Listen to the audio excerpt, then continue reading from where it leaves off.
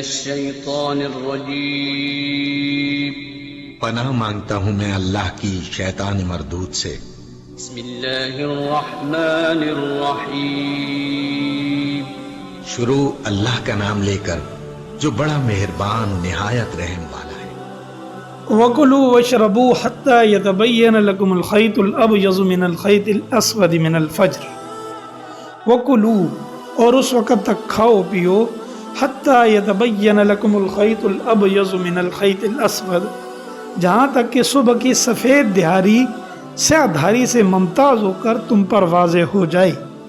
ثُمَّ أَتِمُّوا الصِّيَامَ إِلَى اللَّيْلِ، اس کے بعد رات آنے تک روزے پورے کرو۔ وَلَا تُبَاشِرُوهُنَّ وَأَنْتُمْ عَاكِفُونَ، اور اپنی بیویوں سے اس حالت میں مباشرت نہ کرو جب تم مسجدوں میں اعتکاف بیٹھے ہو۔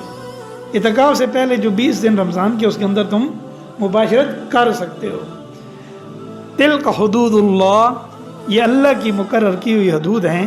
فَلَا تَقْرَبُوهَا، ان کے قریب نہ جانا، یعنی ان کی خلاف ورزی نہ کرنا۔ كَذَلِكَ يُبَيِّنُ اللَّهُ لَكُمْ آيَاتِهِ، آج يُبَيِّنُ اللَّهُ آيَاتِهِ لِلنَّاسِ، اللہ تعالیٰ اس طرح کھول کھول کے اپنی نشانیاں تمہارے سامنے بیان کرتا ہے۔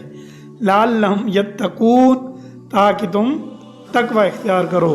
وَلَا تَأْكُلُوا أَمْوَالَكُمْ بَيْنَكُمْ بِالْبَاطِلِ، اور نہ کھاؤ تم مالوں کو، اپنے مالوں کو، بینکم آپس کے درمیان باطل طریقے سے۔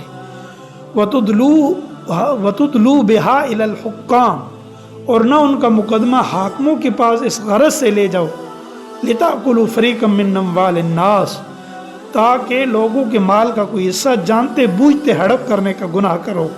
وَأَنْتُمْ تَعْلَمُونَ، اور اس چیز کا تمہیں علم بھی ہو۔ يَسْأَلُونَكَ عَنِ الْحِلَّةِ، یہ لوگ آپ سے نئے چاند کے بارے میں پوچھتے ہیں۔ قُلْ هِيَ مَوَاقِيتُ لِلنَّاسِ وَالْحَجِّ، آپ انہیں بتا دیجئے یہ لوگوں کے مختلف معاملات اور حج کی اوقات متعین کرنے کے لیے ہیں۔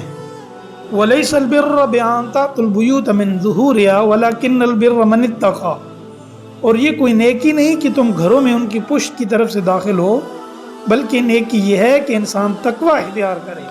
وَلَكِنَّ الْبِرَّ مَنِ اتَّقَى وَأْتُوا الْبُيُوتَ مِنْ أَبْوَابِهَا، گھروں میں ان کے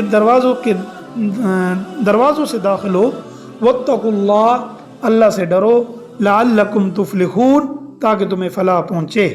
وَقَاتِلُوا فِي سَبِيلِ اللَّهِ الَّذِينَ يُقَاتِلُونَكُمْ وَلَا تَعْتَدُوا، اور اللہ کے راستے میں جنگ کرو جو تم جنگ کرتے ہو، لیکن زیادتی نہ کرو۔ إِنَّ اللَّهَ لَا يُحِبُّ الْمُعْتَدِينَ، اللہ زیادتی کرنے والوں کو پسند نہیں کرتا۔ اہل عرب کا یہ معمول تھا کہ حج کا احرام باندھنے کے بعد انہیں کسی ضرورت سے گھر واپس جانا پڑتا تو گھر کے عام دروازے سے داخل ہونے کو ناجائز سمجھتے۔ ایسی صورت میں گھر کے پچھلے حصے سے داخل ہوتے، اور خواہ اس کے لیے انہیں گھر میں نقبی کیوں نہ لگانی پڑے۔ اس آیت نے اس فضول رسم کو بے بنیاد قرار دیا۔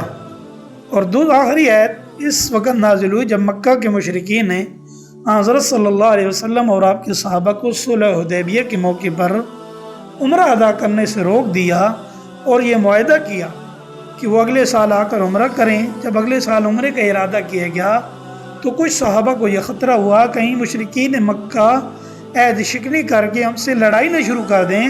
اگر ایسا ہوا تو مسلمانوں کو یہ مشکل پیش آئے گی کہ حدود حرم میں خاص طور پر ذی القعدہ کے مہینے میں لڑائی کیسے کریں، جبکہ اس مہینے میں تو جنگ ناجائز ہے۔ ان آیات نے وضاحت فرمائی کہ اپنی طرف سے تو جنگ نہ کی جائے، ہاں کفار معاہدہ توڑ کر خود جنگ میں شروع کریں تو ایسی صورت میں مسلمانوں کے لیے جنگ جائز ہے، اور اگر وہ حدود حرم اور محترم مہینے کی حرمت کا لحاظ کیے بغیر حملہ آور ہو جائیں تو مسلمانوں کے لیے بھی ان کی زیادتی کا بدلہ دینا درست ہے۔ اللہ